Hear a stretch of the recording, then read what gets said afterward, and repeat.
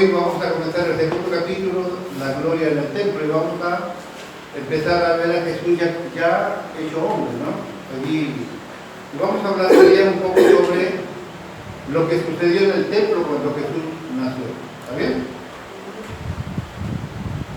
8 días después del nacimiento milagroso de Jesús, sus padres le hacen circuncidar conforme a lo establecido en la ley judía.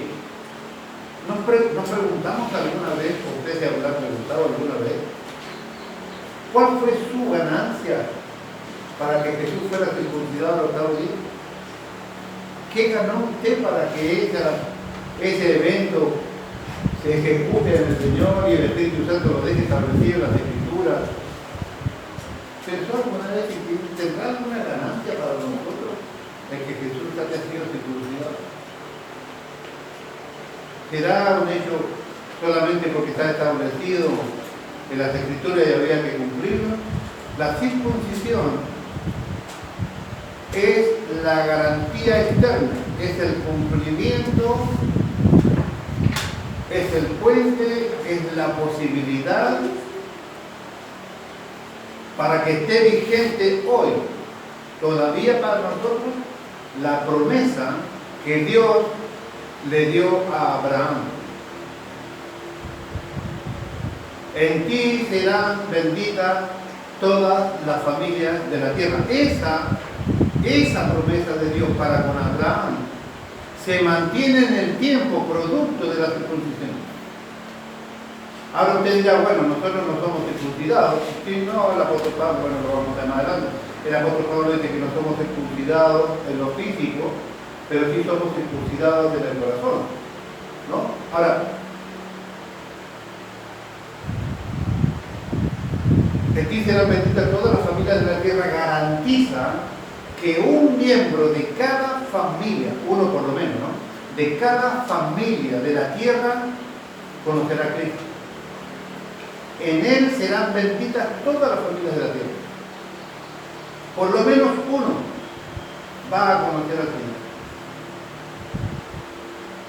Y si tomamos Hechos de los Apóstoles como texto de ancla, como texto de anclaje, dicen, cree en el Señor Jesucristo y serás salvo tú y toda tu casa. O sea, eso significa que si uno puede conocer a Cristo, esa familia entera tiene la posibilidad de conocer a Cristo allí dentro. Todo eso se mantiene absolutamente vigente con la circuncisión. Ahora vamos a ver si la circuncisión del alma, del corazón, como habla Pablo, es lo que a nosotros nos garantiza, o si hay algo más que hace palpable esta promesa de Abraham para nosotros. ¿Está bien? 8 días después del nacimiento milagroso de Jesús, sus padres le hacen circuncidar conforme a lo establecido en la ley judía. Esto fue hecho conforme a la ley de Moisés en el Antiguo Testamento. Busque por allí para que lea conmigo, por favor, Levítico capítulo 12, versículo 1 al 8. Levítico 12, del 1 al 8. Dice así en el nombre del Señor, dice, habló Jehová a Moisés diciendo, habla a los hijos de Israel y dile, la mujer cuando conciba y dé a luz varón, será inmunda 7 días conforme a los días de su menstruación, será inmunda. Y al octavo día se circuncidará al niño, mas ella permanecerá 33 días purificándose de su sangre. Ninguna cosa santa tocará, ni vendrá al santuario hasta cuando sea cumplido los días de la purificación. Y si diere a luz hija, será inmunda 2 semanas en vez de 1. Y conforme a su separación, 66 días estará purificando de su sangre. O sea, doble de purificación si nacía una nena. Yo sigo creyendo que Dios no es machista, pero hay un montón de cosas que a veces me hacen pensar cuál es la visión de Dios con respecto al tema. Acá claramente 1 semana y 33 días para completar el mes completo de purificación de la mujer, y en el caso de la mujer es exactamente el doble.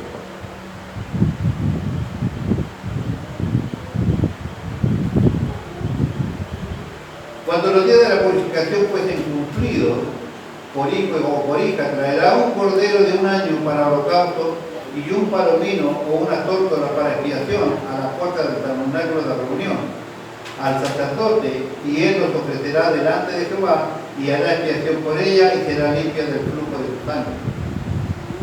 Esta es la ley para que diere a luz hijo o hija, y si no tiene lo suficiente para un cordero, tomará entonces 2 tórtolas o 2 palominos, uno para holocausto y otro para expiación, y el sacerdote hará la expiación por ellos y será limpio. Levítico 12, del 1 al 8. Este rito de la circuncisión había sido constituido por Dios como señal externa de su pacto con Abraham. La palabra pacto indica un acuerdo o contrato entre 2 o más partes. El antiguo pacto judío seguía formalidades corrientes en el cercano oriente. La investigación moderna ha descubierto interesantes paralelos de los pactos encontrados en la Biblia con los hallados de los reyes hititas. Algo paréntesis. Cuando yo le doy este tipo de información, cuando le doy este tipo de fondo histórico, cuando le doy este tipo de cultura antigua hebrea, tiene la idea y tiene la intención de que usted no se olvide como yo lo veo a usted. Yo a usted lo veo como un exponente de las Escrituras. Yo lo veo a usted como un predicador, yo lo veo a usted como una persona que tiene la capacidad de estar en el púlpito, yo lo veo a usted como un interlocutor, exponente de la palabra de Dios. Si usted quiere tener capacidad de exposición, usted tiene que leer de todo el tiempo.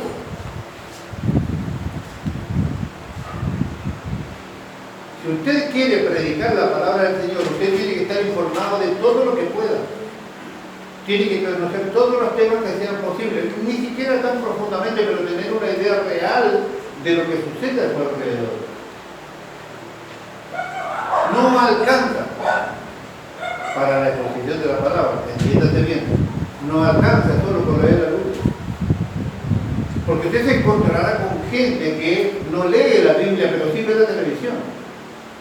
Con gente que sufre a través de las noticias.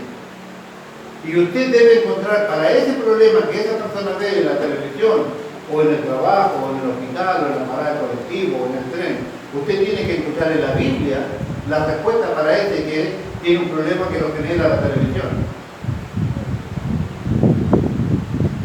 Porque usted le puede decir lo que dice TN, C5N o el que sea que usted vea. ¿Qué es lo que dicen los políticos allí? Esa persona necesita que usted le diga lo que la Escritura dice concerniente al problema que tiene. Pero para poder predicar el Evangelio, para poder hacer evangelismo fundamentalmente, usted tiene que estar acostumbrado a leer de todo. Entonces, cuando yo le doy cuenta, y yo lo podría obviar claramente, pero para que usted sepa cómo son los pactos, cuáles eran los puntos de los pactos, de dónde viene la idea del pacto, qué pasa si una parte del pacto no se cumple y todo esto, y para entender de lo que Cristo ha hecho con nosotros, es que yo le doy este tipo de información. Como no tenemos ningún apuro, pues buscar hasta la respuesta de la mañana. ¿No? Total, de acá mismo te voy a trabajar mañana a las 4. ¿Se entiende, hermano mío? Lea, yo quiero. Lo digo con todo respeto al mundo, pero si yo voy a la cocina y agarro el rollo de cocina, yo le leo la publicidad que tiene impresa en el papel. Papel que llega a mi mano, yo leo. Todo el tiempo estoy leyendo. Necesitamos leer. Los pactos hititas eran llamados tratados de soberanía y abarcaban los contratos del rey soberano con sus vasallos. Estos tratados seguían un patrón y forma habitual cuyos elementos comprendían los elementos siguientes. Estos 7 puntos eran los que comprendían un pacto, un tratado, un convenio. Esto mismo que yo le voy a mostrar acá, se lo voy a mostrar después, que esto mismo Dios cumplió con los hebreos. Cuando hizo un pacto con Israel, todos estos pasos se cumplieron. Número uno, el contrato o el pacto tenía un preámbulo, llamado preámbulo. Número dos, tenía un prólogo histórico. Número tres, tenía estipulaciones que clarificaban el pacto. Número cuatro, había juramentos en aquel pacto. Número cinco, había sanciones para aquellos que rompían o cumplían el pacto. Ah, sí, ya le recupero, no hay problema. Número 5 había sanciones. Número 6, ritos de ratificación de aquellos pactos. Y número 7, cláusulas para la lectura pública, que era un pacto como en el caso de los hebreos. Todo el mundo lo tenía que escuchar. ¿Está bien? Entonces repetimos. Número 1, preámbulo. Número 2, prólogo histórico. Prólogo histórico. Número 3, estipulaciones. Número 4, juramento. Número 5, sanciones. Número 6, ritos de ratificación. Ritos de ratificación. Y número 7, cláusulas para la lectura pública. El primero de ellos era el preámbulo. El preámbulo del pacto estipulaba el nombre del rey, que era el soberano o el señor del pacto. El prólogo histórico representa la historia de la relación entre el rey y su vasallo. O sea, ¿cómo es que llegamos a hacer este pacto? Yo soy Dios, vos sos mi pueblo escogido, y yo como señor que va de los ejércitos voy a hacer un pacto con vos que sos Israel mi pueblo. O sea, ¿se entiende? Todo esto son un convenio legal establecido delante de Dios. Una de las cosas que nosotros no debemos olvidar nunca es que todo, esto lo hemos repetido, pero vale la pena repetirlo todo lo que haga falta. Todo el gobierno de Dios está establecido en justicia. El eje de la equidad, el eje de la imparcialidad, el eje que tiene Dios para gobernar todo lo existente es la justicia. Dios es un Dios justo. Su reino está establecido en justicia. ¿Por qué era necesario, por ejemplo, que Jesucristo fuera ascendido al cielo? Porque Él tenía que cumplir un pacto o un papel en este tribunal maravilloso de Dios. Tenía que cumplir un papel absolutamente legal.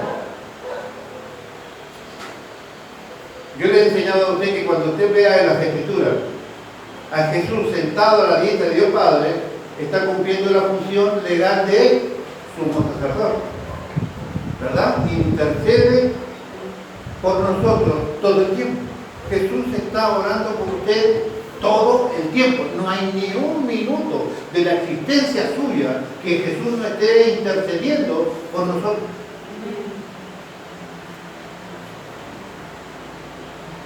Cuando usted ve en las Escrituras que Jesús está parado enfrente del trono de Jehová, está haciendo las veces de abogado. Pedro dice que abogado tenemos a Jesucristo justo, ¿no es cierto? Ya. Que está enfrente, ¿por qué? Porque esto es así, imagínense, está allá arriba en su trono de gloria el rey, Jehová de los ejércitos.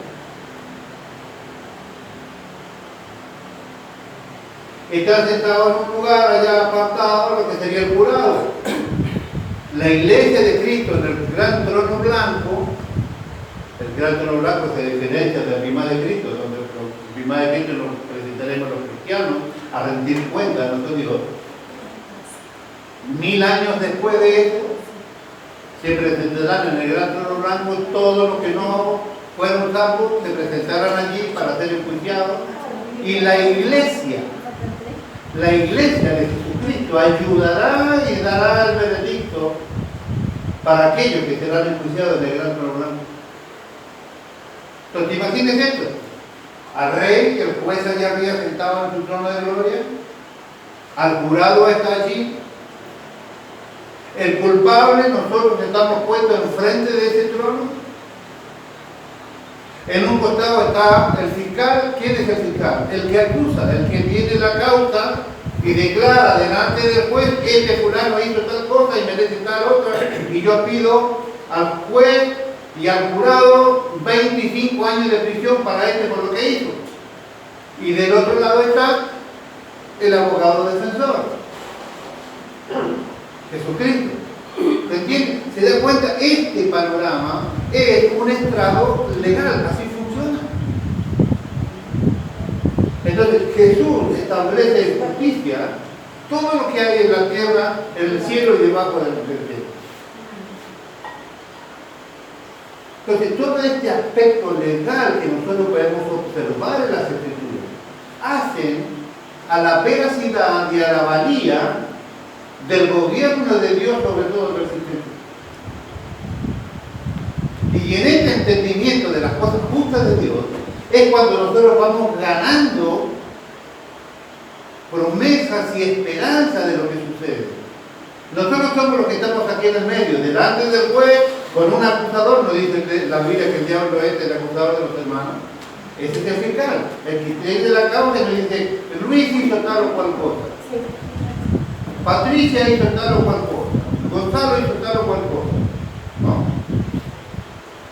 Y sale el abogado defensor y dice, Señor mi Dios, le pido a usted que tenga consideración porque este que está aquí delante no tiene ninguna causa en su contra, porque alguien pagó el precio, Señor mi Dios, por la causa que él está queriendo acusarlo de vuelta. ¿Quién pagó el precio? El Redentor. Todas las faltas de este hombre han sido pagadas en la cruz del Calvario. ¿Quién puede hacer eso? El que puede presentar las marcas de la entrega en nuestro lugar.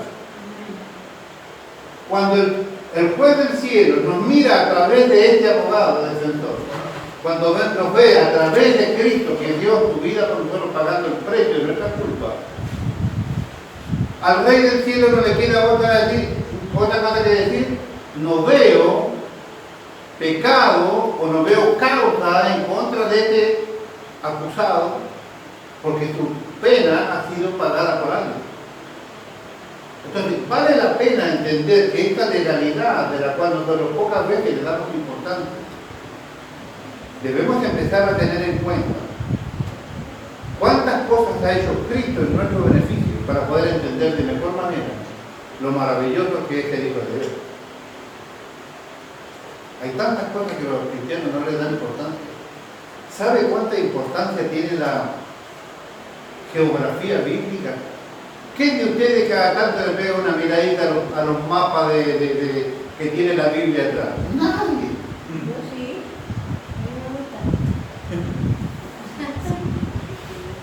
Bueno, la pastora es la única que le gusta. Pero hay tanta maravilla en entender lo que pasó allí. Si usted supiera lo que Jesús, lo que Josué hizo cuando le tocó usar el lugar de Moisés. Mi siervo Moisés ha muerto, ¿no? Ahora Josué te toca a vos cruzar el Jordán, vencer a todos los que estaban allí en esa tierra que eran gigantes y demás. No solo esto, y la peor de las tareas, repartirle a tus hermanos la tierra para que toquen conforme. Si usted no estudia geografía bíblica, esto no lo va a entender nunca.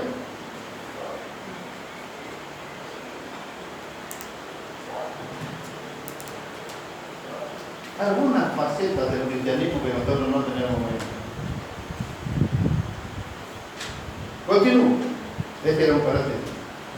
El preámbulo del pacto estipulaba el nombre del rey, que era el soberano, o el señor del pacto. El prólogo, segundo el otro punto, el prólogo histórico repartía la historia de la relación entre el rey y sus vasallos para firmar aquel contrato. Cuando se renovaba el pacto, se actualizaba el prólogo, o sea, las condiciones mismas de representación, el nombre del título, el propietario, las causas, todo se renovaba un convenio establecido. En el caso del pacto de Dios hizo como dije en el Monte Sinaí, encontramos el preámbulo y el prólogo histórico en estas palabras. Y habló Dios todas estas palabras diciendo, yo soy Jehová tu Dios que te saqué de la tierra de Egipto de casa de servidumbre. ¿Qué era el prólogo? La identificación de quién firmaba el pacto. Allí lo tiene. Yo soy Jehová tu Dios que te saqué de la tierra de Egipto de casa de servidumbre. Dios se identifica aquí con el nombre y la intervención histórica en la vida de este pueblo. Yo voy a hacer un convenio con vos porque yo, que soy el Señor, te saqué de la esclavitud. Yo te saqué de la esclavitud y yo soy Dios, vamos a hacer un pacto nosotros. ¿Se entiende? Ahí tiene usted el punto establecido lo que le decía. Eres el Dios que te sacó de la esclavitud de tu pueblo. Dios entrega los 10 mandamientos a Moisés después de este preámbulo. Los 10 mandamientos o decálogo eran las cláusulas del pacto. Ahí lo tienen en el punto que sigue.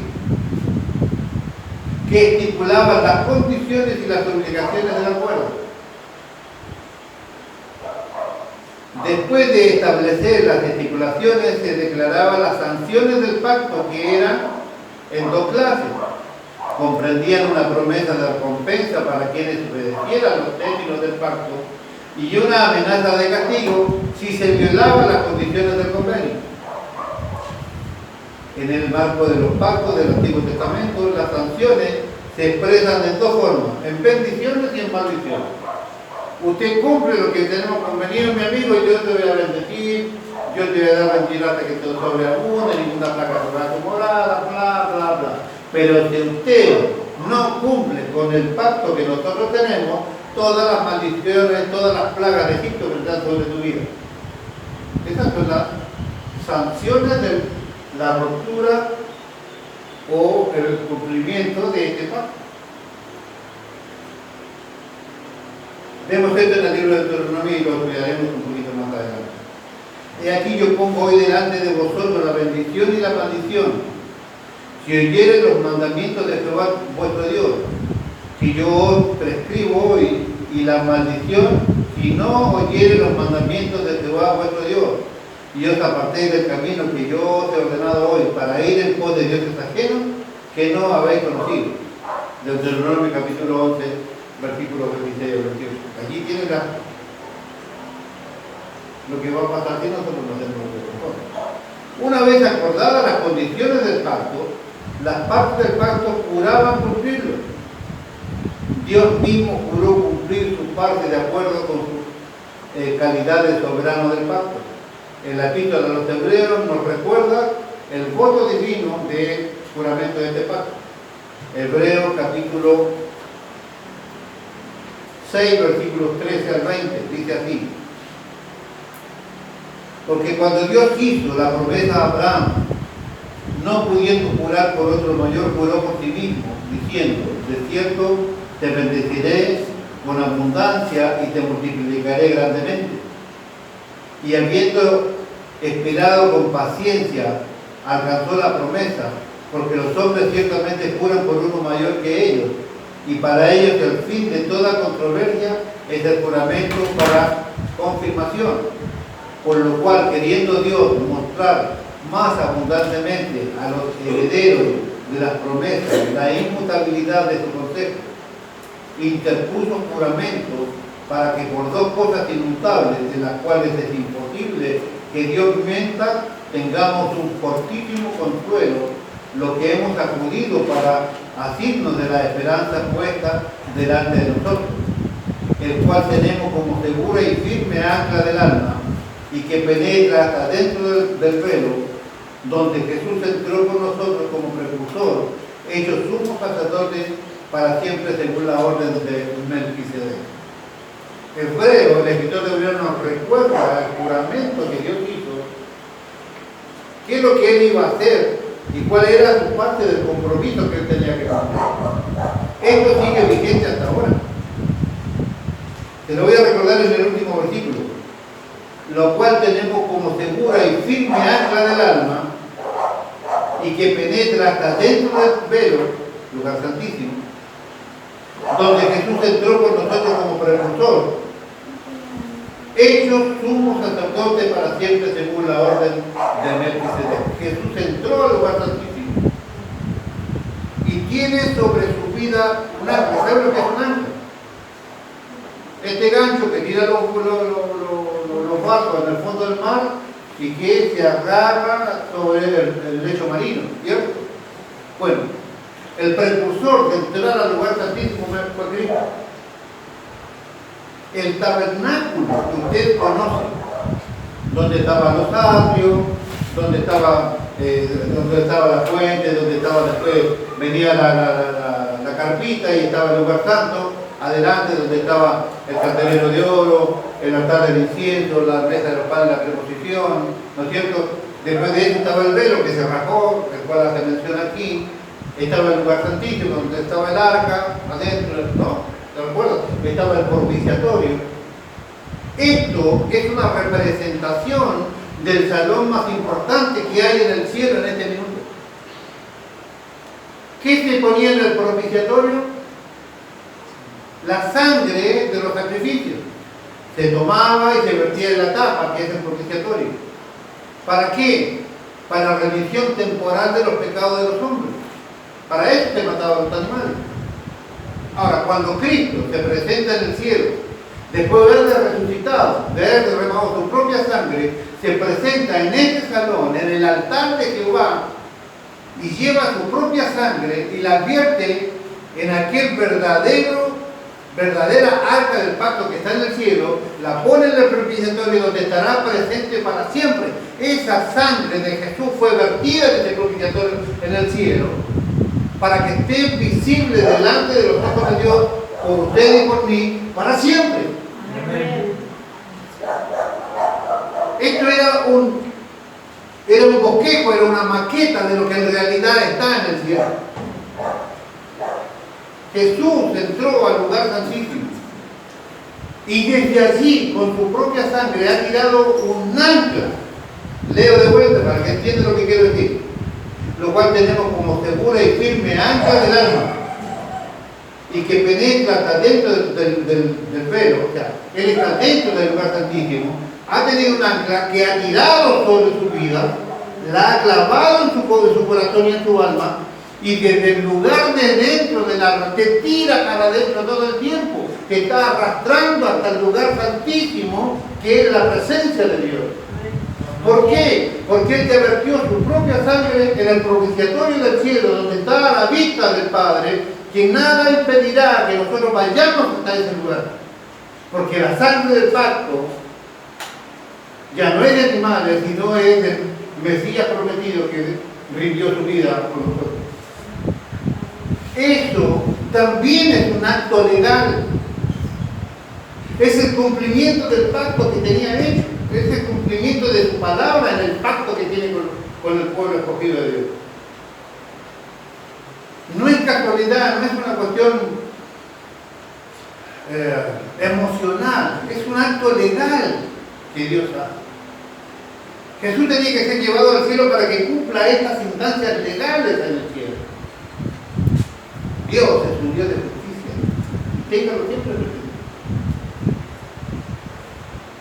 Dios, Cristo, que es el precursor, el que echó primero con nosotros en el lugar santísimo, tiene un ancla de dentro de este lugar y te arrastra de manera continua. Él quiere que nosotros de manera permanente vayamos al lugar santísimo, que es la presencia de Dios, porque ya está todo liberado. El velo se arrancó, la sangre está en el propiciatorio. Dios aceptó esto. Isaías 53 leía yo ayer cuando recordaba allí que vio todo el sacrificio que Cristo dice que miró y su alma se sintió complacida. Se sintió complacida, ya está. Su alma quedó tranquila, aceptó esa ofrenda. Jehová aceptó la ofrenda de Cristo por nosotros.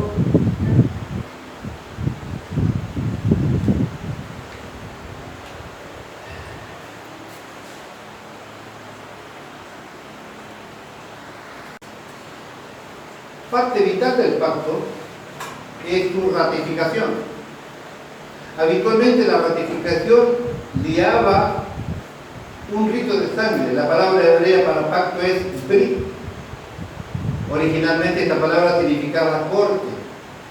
Es importante porque en el antiguo Israel no solo se ponía por escrito un acuerdo pactado, sino que se ratificaba con sangre. El pacto, como dice, fue ratificado con sangre. Vamos a leer el Éxodo capítulo 24, versículos 3 al 8, dice aquí: y Moisés tomó la mitad de la sangre y la puso en tazones, y esparció la otra mitad de la sangre sobre el altar. Y tomó el libro del pacto y lo leyó a oídos del pueblo, el cual dijo: haremos todas las cosas que Jehová ha dicho y obedeceremos. Entonces Moisés tomó la sangre y roció sobre el pueblo y dijo: he aquí la sangre del pacto del que Jehová ha hecho con vosotros sobre todas estas cosas, dice Éxodo 24, del 6 al 8. El rito del corte original que ratificó el pacto de Dios con Abraham fue un rito cortante de la circuncisión. Ahora se va a empezar a tener y a darse cuenta por qué todo este preámbulo para llegar a ver qué pasa con la iglesia, qué pasa con Cristo pequeño. Ahora va a entender. El rito del corte original que ratifica el pacto de Dios con Abraham fue el rito cortante de la circuncisión. Dijo de nuevo Dios a Abraham: en cuanto a ti, guardarás mi pacto, tú y tu descendencia después de ti, por tus generaciones. Este es mi pacto que guardaréis entre mí y vosotros, y tu descendencia después de ti será circuncidado todo varón de entre vosotros. Circuncidaréis pues la carne de vuestro prepucio, y será por señal del pacto entre mí y vosotros. A la edad de 8 días era circuncidado todo varón entre los varones por nuestras generaciones, el nacido en casa, el comprado por dinero o cualquier extranjero que no fuese de tu linaje. Debe ser circuncidado el nacido en tu casa y el comprado por tu dinero, y estará mi pacto en vosotros, en vuestra carne, por pacto perpetuo. Y el varón incircunciso, el que no hubiese circuncidado la carne de tu prepucio, aquellas personas serán cortadas del pueblo, porque han violado mi pacto. Cuando habla de cortado, habla de muerte, habla de sacado del medio, ¿no? Génesis capítulo 17, versículos 9 a 14.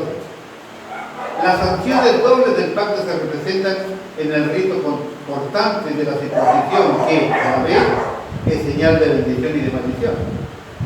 La promesa de bendición se representa en que si así como se corta y se saca el prepucio del cuerpo, asimismo está Israel separado y consagrado al Señor.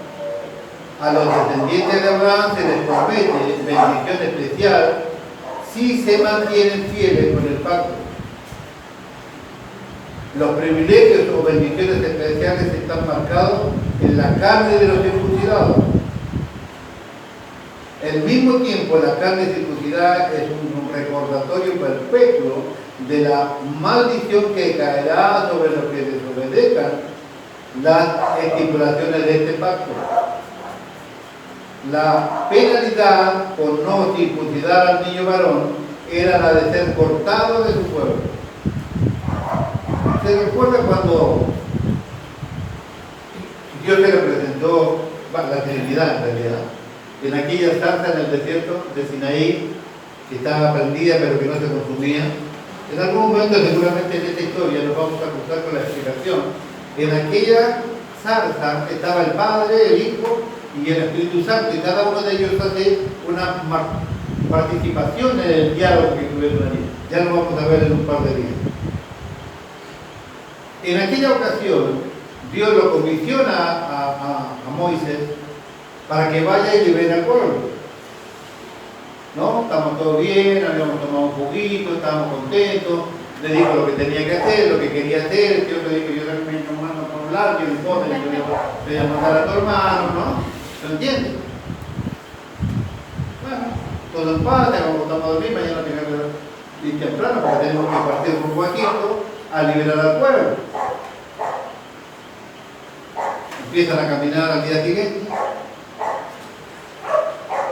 Moisés, los parientes, la señora, el hijo, ¿no? Y de repente se le junta y se le cruza en el camino alguien para matarlo. ¿Quién era? Jehová. ¿A quién quería matar? ¿A quién quería matar? Veamos lo que dice aquí.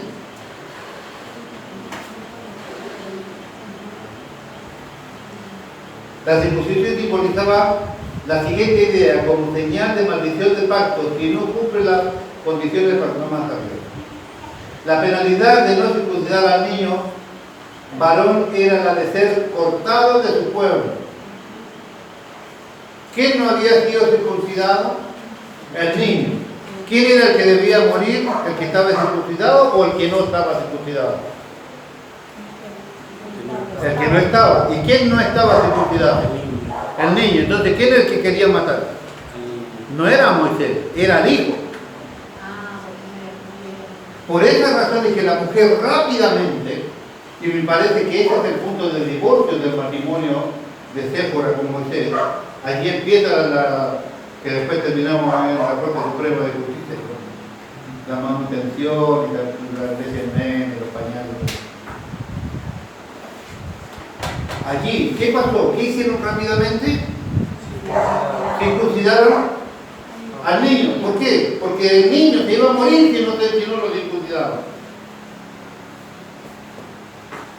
Ahora, Dios nos dijo así, pobre Moisés, ¿cómo lo voy a incomodar hacia Moisés si lo tengo comisionado para hacer tal cosa? A Dios no le importa nada, solo quiere que se cumpla todo lo que tiene que estar establecido en justicia. Frecuentemente escuchamos de que el que se iba a morir era Moisés. No, Moisés estaba circuncidado. Era el niño que tenía que ser muerto.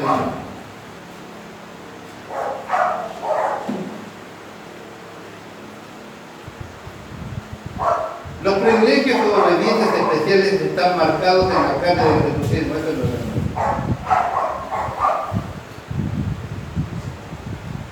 serán cortados de Dios y todos sus beneficios consumados. La circuncisión simbolizaba la siguiente idea de cómo señal de maldición del pecado. Si no se cumplen las condiciones del pacto, serán cortados de Dios y de todos sus beneficios, tal como ha sido cortado el prepucio de la carne. El dramático simbolismo de este rito encuentra su más elevada expresión en la crucifixión de Cristo, con la mención. Cuando Jesús mora en la cruz, carga sobre él el mismo toda la maldición correspondiente a su pueblo. La cruz es el rito final de la circuncisión. Pablo expresa esto en el Nuevo Testamento diciendo lo siguiente, muy importante. Cristo nos redimió de la maldición de la ley, hecho por nosotros maldición, porque escrito está: maldito es todo aquel que es colgado de madero, para que en Cristo Jesús la bendición de Abraham alcance a los gentiles, a fin de que por la fe recibiremos la promesa del Espíritu. Yo le dije al principio, le preguntaba, ¿hay algún beneficio que Jesús haya sido circuncidado al octavo día para mí? Lo que hace posible la permanencia de la promesa de Abraham. Cristo, al estar crucificado, da término a la circuncisión, viene en la época del Espíritu, pero Cristo aquí está haciendo uso, y ya lo va a declarar más puntualmente de lo que sigue. Él se hace responsable de cargar con el pecado del pueblo, como nosotros. Pero no solo eso, la circuncisión de Jesús avala que la promesa de Abraham siga sobre nosotros. Si Jesús no cumplía con ese rito, más allá de no cumplir con lo que la ley mandaba, no permitía que nosotros pudiésemos ser partícipes todavía de la promesa de Abraham. La circuncisión, que Jesús ya ha sido circuncidado, es la continuidad del pacto de Dios con Abraham.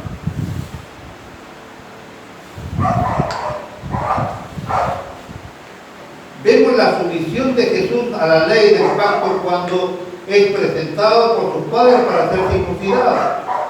Jesús se hace ahora heredero del pacto de Israel. ¿Se da cuenta? Jesús se convierte en heredero de aquel pacto. Por ende, todos los que estamos en Cristo heredamos todas las promesas que hay en las Escrituras a través del pacto de Dios con su poder. A los que no están circuncidados del alma, a los que no están circuncidados de su corazón, a los que no están en el cumplimiento del pacto con Dios, o sea, todo el que no es creyente, o que es el que se cree creyente, pero vive una vida absolutamente parecida al mundo, todo esto está en vigencia. Las bendiciones y las maldiciones de Dios siguen estando vigentes. Hebreo dice claramente que Jesucristo es el mismo de ayer, de hoy y por los siglos. Esto sigue vigente. Sigue siendo importante y crucial que entendamos nosotros.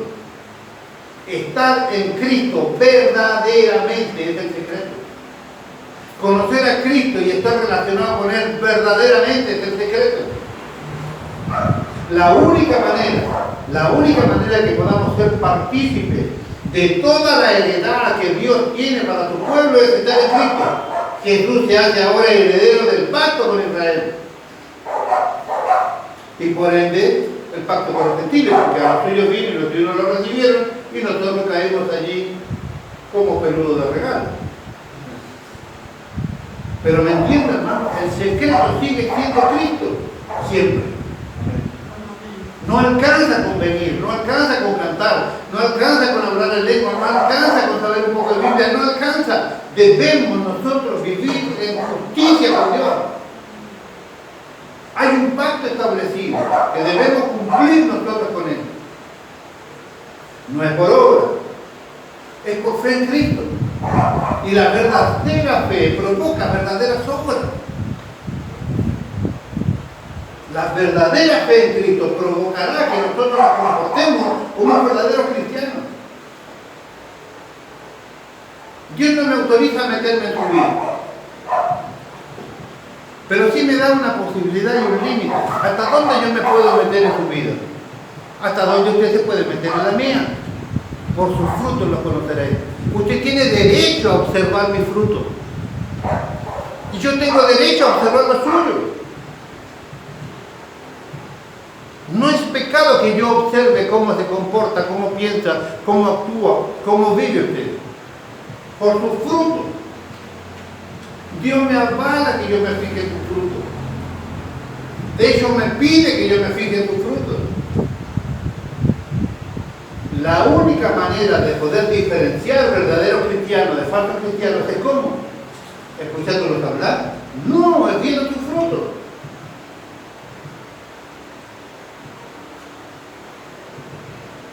Jesús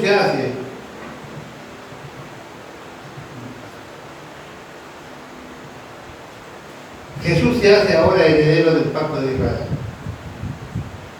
Que las sanciones del pacto sean impuestas al Hijo de Dios indica su humillación a la vez de su propia gloria. Él asume entonces el papel del nuevo Adán, autor de la humanidad glorificada. Él es aquel destinado a cumplir la ley de cada detalle y ganar las bendiciones del pacto para su pueblo. Jesús, nuestro campeón, triunfó en el papel del nuevo Adán, el supremo cumplidor del pacto. Donde nosotros fallamos, Él nos hace, donde nosotros fallamos y nos hacemos violadores del pacto, que merecemos la maldición del pacto, no somos solamente redimidos por la muerte de Cristo, también somos redimidos por la vida de Él. Jesús, vivo, recién nacido, fue circuncidado al octavo día, nos da su vida, nos da el derecho de poder decir, la promesa de Abraham es para mí también. Su muerte en la cruz revela el punto más bajo de su humillación, a soportar la maldición por todos nosotros. Pero eso es solo una parte de su logro redentor. Sencillamente nos basta con que tengamos expiados nuestros pecados, pues para recibir las bendiciones del pacto debemos tener la justicia real de Dios en nuestro favor.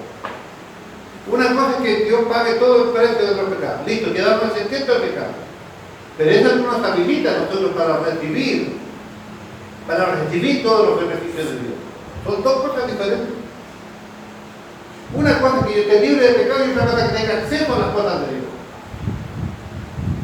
Alguna vez hemos preguntado, ¿no? ¿Qué hubiese pasado con Adán si él nunca hubiese pecado? ¿Qué hubiese pasado con Adán si él nunca hubiese pecado? ¿Se podría haber relacionado con Dios? Sí, nunca pecó, nunca jamás comió la blanquita abajo, ¿no? El kiwi ese, nada, ¿no? Nunca le hizo caso a la señora, no sé si me entiende. ¿Qué hubiese pasado con Adán? ¿Tendría posibilidades de vivir eternamente con Dios? ¿Tenía la posibilidad de relacionarse con Dios, llegar a su presencia, que Dios lo llevara hasta el cielo para vivir eternamente con Él porque no había pecado nunca? No. Una cosa que nosotros tengamos es ser exentos de pecado y otra cosa completamente diferente que tengamos acceso a los beneficios de Dios.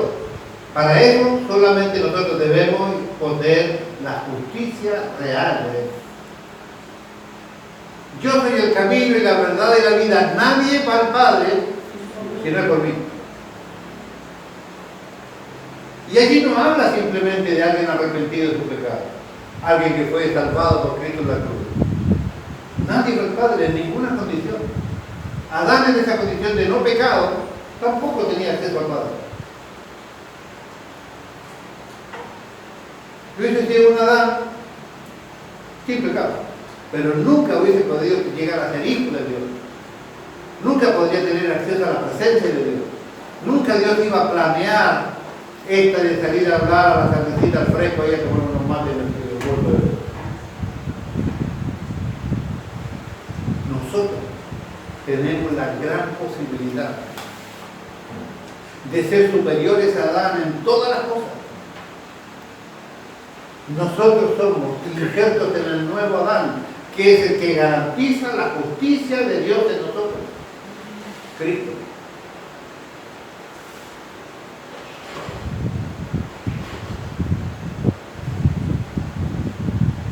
Necesitamos lo que no podemos cumplir con nosotros mismos. Este mérito de justicia no es ganado por la vida perfecta en la obediencia de Jesús. Vemos cómo aprendemos la dirección de Jesús. No es meramente parte de un rito sin sentido. Él se embarca en un curso de redención de su calidad como nuevo Adán. En el momento en que Jesús es presentado para la circuncisión, también recibe su nombre. Cumplidos los 8 días, dice la Escritura, para circuncidar al niño, le pusieron por nombre Jesús. Su nombre fue mandado por el ángel. ¿Se dan cuenta que el nombre no se le ocurrió a la mamá y al papá? En la Biblia vemos a los padres siempre poniendo el nombre a los hijos. En el caso de él, Jehová dijo, ¿a quién? Al ángel, dile a él que le ponga tal nombre. No hay opción. No hay opción. Y pensando también esto, he aquí que un ángel del Señor le apareció en sueño y le dijo, José, hijo de David, no temas recibir a María tu mujer, porque lo que es en ella es engendrado del Espíritu Santo y dará a luz un hijo, y llamará su nombre Jesús, porque él salvará a su pueblo de sus pecados. En Mateo capítulo 1, versículos 20 y 21. Adán y Eva recibieron dominio sobre la faz de la tierra.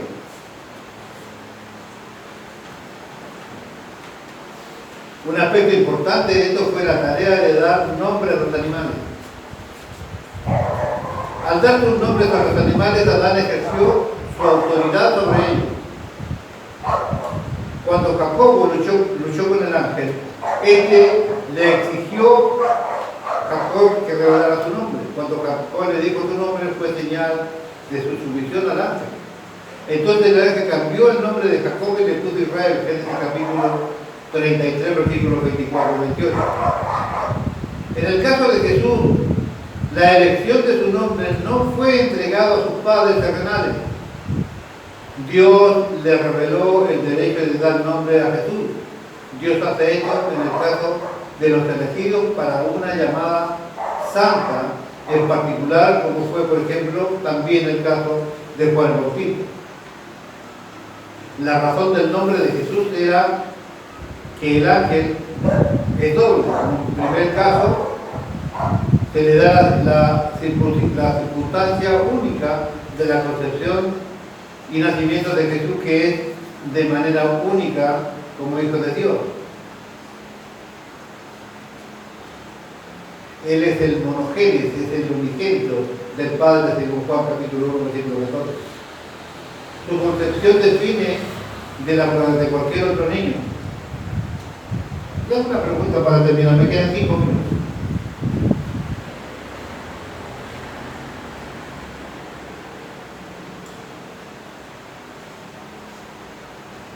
¿La Pati o yo o la Pati? ¿Quién es el comunicador del pecado en mi familia? ¿Duilio o Claudia? Claudia o Duilio, ¿quién le transmitió el pecado al hombre?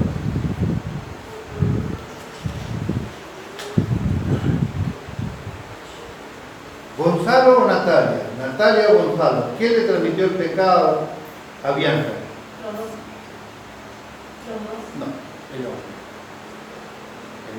¿Por qué? Porque se reconoció el pecado de Adán y Eva cuando Adán pecó. Mientras Adán no pecó, Dios no lo castigó. No. Es el hombre, pero veamos algo real. Tengo 5 minutos, no lo voy a hacer pensar mucho, pero piensen en esto. Piensen en esto. Jesús nació de una verdadera mujer, ¿no es cierto? De una mamá. Tenía una mamá y todo indicaría que tuvo un parto normal. O sea, porque dice que, no estoy mal pensado, estoy pensando en la escritura, yo leí mucho sobre esto. Dice que el que abre las trompas de la mujer, el primer niño, el primogénito que abre la matriz de la mujer, ese niño debe ser presentado como ofrenda a Dios, dice la Escritura. Ya. Eso significa que Jesús fue el primero de 7 hermanos, lo cual significa, ¿no es cierto?, que tuvo un parto normal. Bien. O sea, hay una transmisión sanguínea entre María y Jesús. Pero Jesús no tenía pecado. Eso significa que no fue María la que transmitió el pecado. Por la concepción. No, porque en el caso de los hijos nuestros nos nacen por obra del Espíritu Santo. Por eso, la concepción de Jesús fue por obra del Espíritu Santo. En cambio, cualquier chico hay una relación entre hombre y mujer. Por esa razón es que al no tener el pecado, aún teniendo una relación sanguínea con la mujer, es el hombre el que transmite el pecado a través de la sangre. Porque si Jesús hubiese sido hijo de José, no hubiese estado exento del pecado original. ¿Dónde se rompe esta seguidilla, esta cadena? Se rompe en José. José no era el padre biológico de Jesús, era el Espíritu Santo. Allí se rompe la cadena del pecado. Es el hombre el transmisor del pecado en la familia. Somos los varones los que le transmitimos el pecado a nuestros hijos, no son las mujeres. Pero es por esta señalización de que Cristo rompe esta unión sanguínea cuando Él viene el Espíritu Santo y engendra a Jesús en la Virgen de María. Porque la unión sanguínea con la madre está y no hay pecado allí. Pero en todos los otros hombres donde participamos nosotros los varones en la ejecución del nacimiento de nuestros hijos, hay una continuidad sanguínea de parte del hombre y transmite el pecado original. Se rompe eso cuando participa el Espíritu Santo y engendra, y dice, ya leí también sobre el tema, el Espíritu Santo vendrá sobre ti, ¿no? Te cubrirá la sombra. ¿Dónde pasó esto? Antes, el Espíritu de Dios se mueve sobre la faz del abismo, ¿no? Y se movía sobre la faz de las aguas. Siempre que el Espíritu Santo cubre algo nace.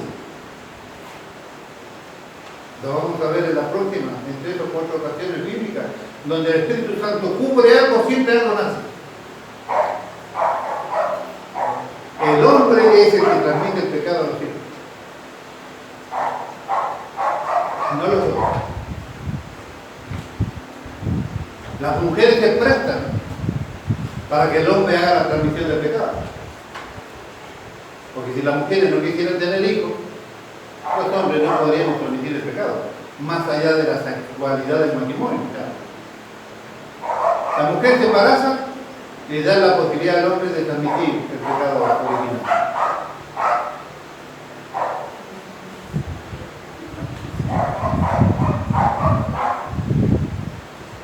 El monogénesis.